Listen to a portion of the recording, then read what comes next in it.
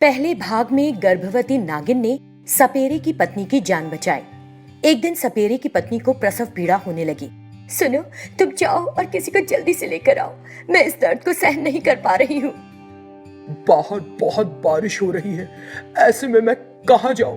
हे भगवान, कुछ रास्ता सुझाइए। इतना कहकर वो बाहर आया और इधर उधर देखने लगा। उसे वहां कोई नहीं मिला।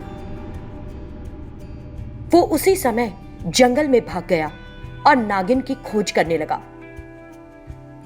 देवी नागिन, आप कहाँ हैं?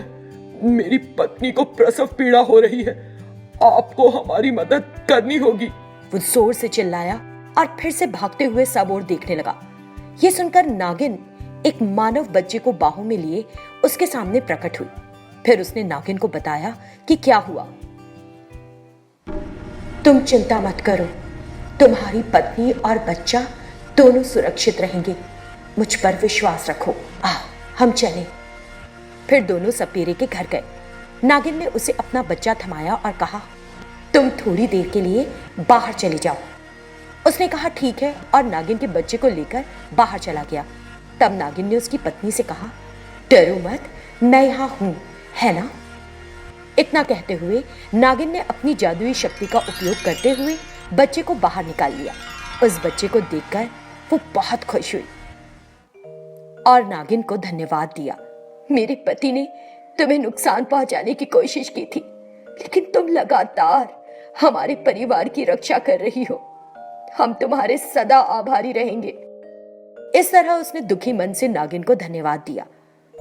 तभी सपेरा अंदर आ गया। नागिन ने उससे कहा, देखो वासु, जच्चा और बच्चा दोनों सुरक्षित हैं। अब तुम दोनों का ख्याल रखना, मुझे मेरा बच्चा दे दो। इतना कहकर उसने अपने बच्चे को ले लिया। माँ, आप गर्भवती हो ना, फिर ये बच्चा कौन है? ये बच्चा तो इंसान का बच्चा है ना? तब नागिन सुबकने लगी, वासु, उस ईश्वर ने मेरे बच्चे को मुझसे छीन लिया। फिर उसने इस इंसान के बच्चे को मेरे पास भेजा।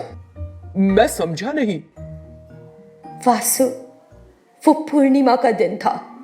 मैं मंदिर में भगवान से प्रार्थना कर रही थी।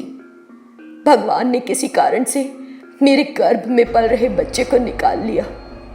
मैं तो बहुत खुश थी कि मैं मां बनने वाली हूं, लेकिन ऐसा होने से मैं निराश हो गई। क्या मैं मां नहीं बनूंगी भगवान? मेरे पति ने मुझे छोड़ दिया। अपने पति के ठिकाने का मुझे अभी तक पता नहीं है। मैंने सोचा था कि मैं कम से कम अपने होने वाले बच्चे के साथ खुशी से रहूंगी। जब मैं भगवान से प्रार्थना कर रही थी तो एक औरत एक बच्चे के साथ जल्दी में वहां आई और कहा, क्या वहां कोई है? मुझे बचाओ। उसे देखकर मैंने पूछा, तुम कौन हो? इतनी घबराई हुई क्यों हो? क्या हुआ? तुम्हारा पूरा शरीर लहूलुहान क्यों है? वो रोने लगी और बोली, कुछ जाने माने लोग पैसे के लिए ये सब कर रहे हैं। उन्होंने मेरे पति को मार डाला। अब वे मुझे और मेरे बच्चे को मारने की कोशिश कर रहे हैं। मुझे पता है कि मेरी मृत्यु निकट है। कृपया आप इस बच्चे की देखभाल अपने बच्चे की तरह करें। इतना कहकर उसने वो बच्चा मुझे दे दिया। मैंने उसे बचाने की बहुत देरी कोशिश की, लेकिन उस समय मेरी शक्तियां काम नहीं कर रही थी। केवल भगवान ही जानता है कि ऐसा क्यों हुआ। तब से ये बच्चा मेरे ही पास है और मैं इसकी देखभाल कर रही हूँ। देवी, आप वास्तव में एक दयालु माँ है कि आप माँ के रूप में एक मानव बच्चे की देखभाल कर रही हैं। आप बहुत महान हैं।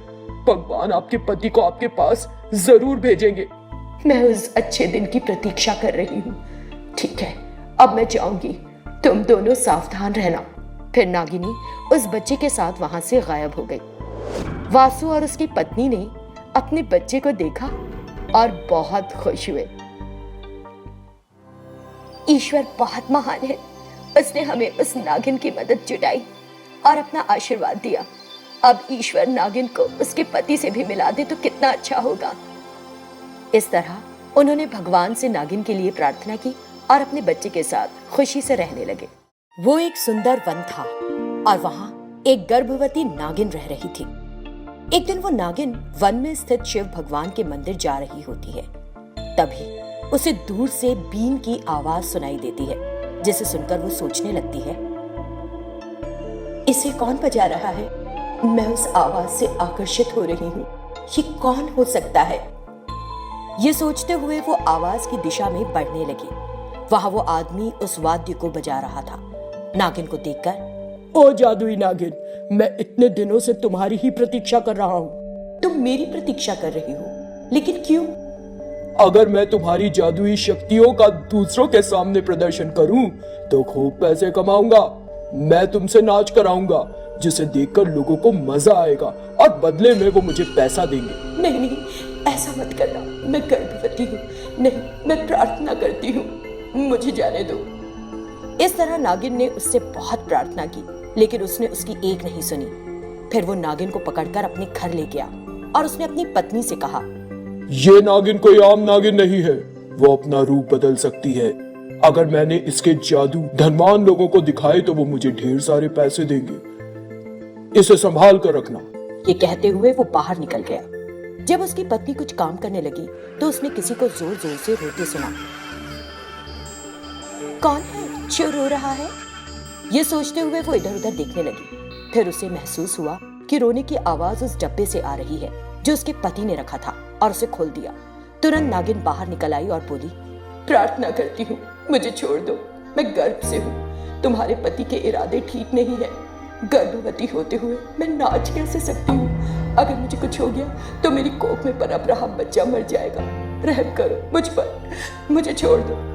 ऐसा कहते हुए वो फिर रोने लगी। उसकी बात सुनकर उसे दया आ गई और उसने नागिन को जाने के लिए कह दिया। इससे नागिन बड़ी खुश हुई और वहां से चली गई। कुछ देर बाद उसका पति घर आया और उसे मरा हुआ पाया। ये देखकर उसे बहुत दुख हुआ और सोचने लगा, नागिन नहीं है यहाँ।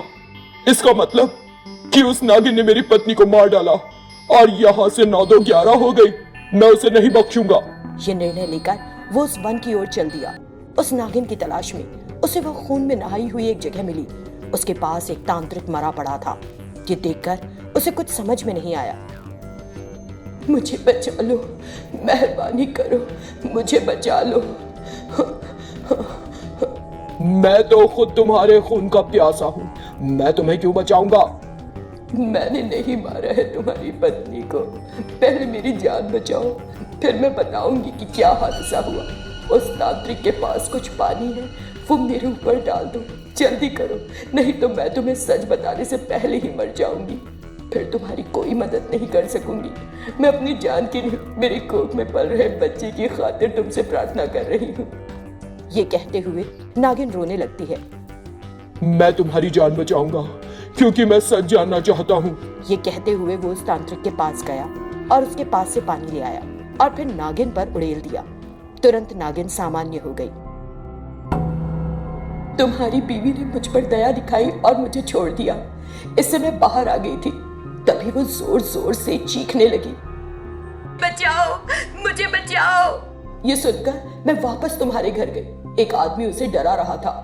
वो नागिन कहाँ है? मुझे वो नागिन दे दो, नहीं तो मैं तुम्हें मार डालूंगा। फिर मैंने कहा, ए, मैं यहाँ हूँ, मैं तुझे मार डालूंगी। तुरंत उसने तुम्हारी पत्नी को पकड़ लिया और बोला, अगर तुमने मुझे कुछ भी करने की कोशिश की तो मैं इसे मार डालूंगा। इस तरह उसने मुझे डराया। इस बीच तुम्हारी पत्नी मुझसे बोली, तुम यहाँ से चली जाओ, वो मुझे नहीं मारेगा। इससे उस तांत्रिक का क्रोध बढ़ गया और उसने तुम्हारी बीवी को मार डाला। मैंने उसे अपनी जादुई शक्ति से रोकने की कोशिश की, लेकिन वो मुझसे ज्यादा ताकतवर निकला। मैं डरकर वहां से भाग गई। कुछ दूर ही पहुंची थी कि वो फिर सामने आ गया और बोला, अब तुम मुझसे नहीं बच सकती। ये कहते हुए उसने कुछ मंत्र पढ़े और अपने हाथ पर बंधे ताबीज की सहायता से मुझे पकड़ने की कोशिश की। इसी बीच वो ताबीज उसके हाथ से छूट गया और नीचे गिर गया। तुरंत मैंने उसे मार डाला। बहुत दूर तक मेरा पीछा करने के बाद उसने मुझे घायल कर दिया। मैं उस पानी के अपने ऊपर डलने से ठीक हो सकती थी, लेकिन मैं अपनी जगह से हिल ही नहीं पा रही थी। तभी तुम आ गए और मेरी जान बचा ली। ओह, तुम मुझे माफ कर सकोगी?